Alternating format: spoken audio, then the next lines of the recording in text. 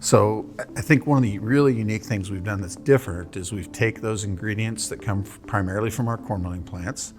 We've thought about which animals do they create the most value in. Then we've thought about the production system and our customers and how they're going to get used.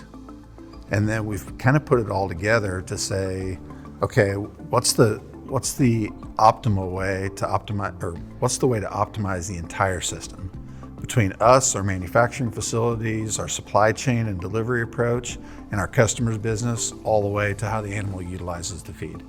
And what can we make? How can we deliver it? How's the business system get set up to remove frustration in that process? So we believe in reducing frustration for the customer, for the producer.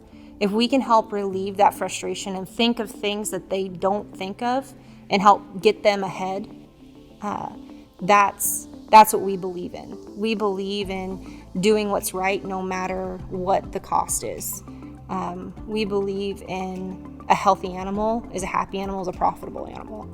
So we believe that fighting and standing up for and thinking, helping for the best interest of our customers, that we partner in this business with them.